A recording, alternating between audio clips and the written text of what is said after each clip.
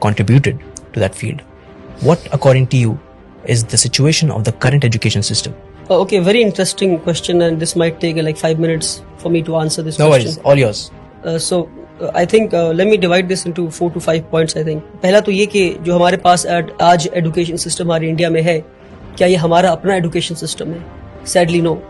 This education system was left behind by the Britishers. British ने जो education system हमें दिया है वही आज हमारे पास है, with little changes in it. अब ब्रिटिश की एजुकेशन सिस्टम करती क्या है? ये एजुकेशन सिस्टम बनाता है जॉब सीकर्स, ये एजुकेशन सिस्टम बनाता है कॉर्पोरेट स्लेव्स. तो ब्रिटिश ने एक ऐसा एजुकेशन सिस्टम लाया, ऐसे लोग मिल सके जो उनको क्वेश्चन ना कर सके, ऐसे लोग मिल सके जो क्रिटिकल थिंकिंग ना कर सके. तो ब्रिटिश की एजुकेशन सिस्टम आपको कॉर्पोरेट स्लेव्स बनाती है, ब्रिटिश की एजुकेशन सिस्टम हमें जॉब सीकर्स बनाती है. But India today needs job providers. दूसरी जो गड़बड़ी हमारे एजुकेशन सिस्टम में क्रीप कर गई वो ये कि हमने पूरे एकेडमिक्स को पास और फेल के मयार पे लाके खड़ा कर दिया. इंटरेस्टिंग. कि आप पढ़ाई करते हैं सीखने के लिए नहीं, आप पढ़ाई करते हैं पास या फेल होने के लिए. तो उससे होता क्या है? मेरे जैसा एक कमजोर बच्चा क्लास 1 में मैथ्स में 40 लाता है तो मुझसे कहा जाता है कि आप मैथ्स में पास हो गए. फिर मैं क्लास 2 में जाता हूँ, फिर मैं 40 लाता हूँ तो कहा जाता है कि आप मैथ्स में फिर से पास हो गए. तो यानी मैं 60 नंबर जो नहीं ला पाया तो 60% में नहीं सीख पाया. ये 60% बिना सीखे मैं क्लास 2 में गया, फिर 60% बिना सीखे मैं क्लास 3 में गया, फिर 60% बिना सीखे मैं क्लास 4 में गया. इसी तरह मैं क्लास 10 पहुंच जाता हूँ और 600% मेरे एजुकेशन में लूप रह गए, मेरे एजुकेशन में कमी रह गई. क्योंकि मुझे ये बताया गया कि पढ़ते सीखने के लिए नहीं है. मेरे एकेडमिक्स को लर्निंग परसेंटेज पे नहीं लाया गया, मेरे पढ़ने को पास या फेल पर लाकर मुझे 0 बना दिया गया. क्योंकि मैं पास होकर डिग्री तो ले लूंगा और मुझे जॉब भी मिल जाएगी और फिर किसी कॉर्पोरेट वर्ल्ड में मैं गुलामी के लिए पहुंच जाऊंगा.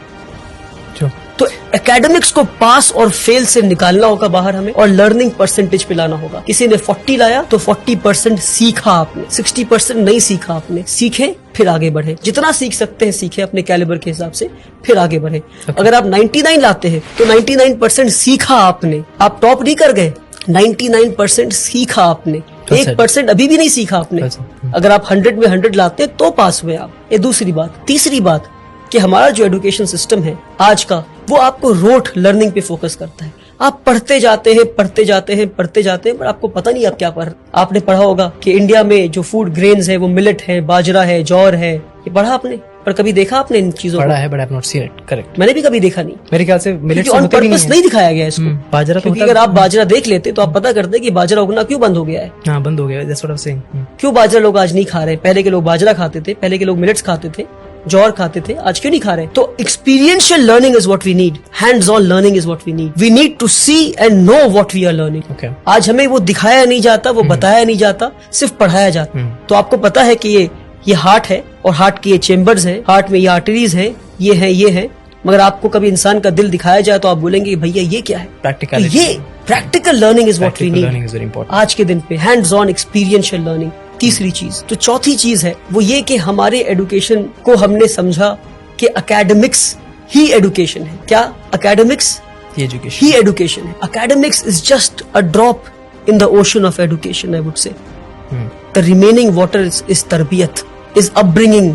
कि भाई आप बात कैसे करते हैं? Are you confident? Are you creative? Do you have critical thinking? Are you developing higher order thinking skills? Are you questioning things? Absolutely. How do you sit? How do you conduct yourself with people? ये सारी चीजों को छोड़कर हर चीज को academics पे ले आया. Academics is not education.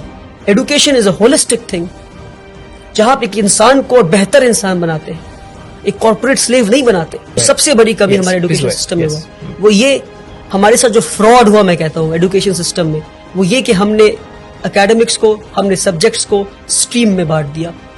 कि भाई अगर आप सबसे ब्रिलियंट बच्चे हैं तो आप पढ़ेंगे साइंस. अगर आप 90 लाते हैं तो साइंस पढ़ेंगे. अगर आप 70 से 80 लाते हैं तो आप कॉमर्स पढ़ेंगे. 50 to 60 लाते हैं तो आप ह्यूमैनिटीज पढ़ेंगे. क्या बेवकूफी है? यानी कि जो इंसान साइंस पढ़ के एटम बॉम्ब बनाना सीख रहा है उसके पास कोई हक नहीं कि वो साइकोलॉजी और सोशियोलॉजी पढ़ के ये समझे कि एटम बॉम्ब को इस्तेमाल नहीं करना था. तो अगर एटम बॉम्ब बनाने वाले ने सोशियोलॉजी और साइकोलॉजी पढ़ा होता और एटम बॉम्ब जिसके हाथ में पहुंचा, अगर उसने साइकोलॉजी और सोशियोलॉजी पढ़ा होता तो उसे पता होता कि बॉम्ब फोड़ना नहीं था. तो इसलिए बता रहा हूं मैं कि हमने सब्जेक्ट्स को स्ट्रीम में बांटकर सबसे बड़ा फ्रॉड किया हमने. One of my favorite points. कि क्या मैं आखिरी फिजिक्स बहुत अच्छा point. सोशियोलॉजी के साथ नहीं पढ़ सकता? क्या मैं केमिस्ट्री हिस्ट्री के साथ नहीं पढ़ सकता? क्यों नहीं पढ़ सकता? अच्छा, कि अगर मैं आखिरी बात, अगर हाँ, मैं please, साइंस पढ़ रहा हूं मैं, तो क्या मेरे पास हक नहीं कि मैं अकाउंट्स भी पढ़ूं मैं? तो आज जरूरी But है you're an expert multi of one thing. Disciplinary learning का. But you're an expert of one thing. If people ask that, what would you say? You can have majors and minors. Yes, that's the answer. You need to have the hang of almost all the subjects. Makes sense. You need to learn accountancy. You need to know economics. You need to know history. You need to know sociology. You need to know psychology. You can be an expert of history, but you need to know the basics of physics. पर हमारे साथ ये fraud किया गया. आप physics पढ़ेंगे पर आप हिस्ट्री नहीं पढ़ सकते. आप सोशियोलॉजी पढ़ेंगे पर आप केमिस्ट्री नहीं पढ़ सकते. Okay. क्यों किया हमारे साथ ये फ्रॉड आपने? क्यों? क्योंकि आपको कॉर्पोरेट स्लेव्स चाहिए थे. आपको इजी वे बच्चों को देना था कि भाई ये पढ़ो, नंबर लाओ, पास हो, टॉपर बनो, आके हमें सर्व करो.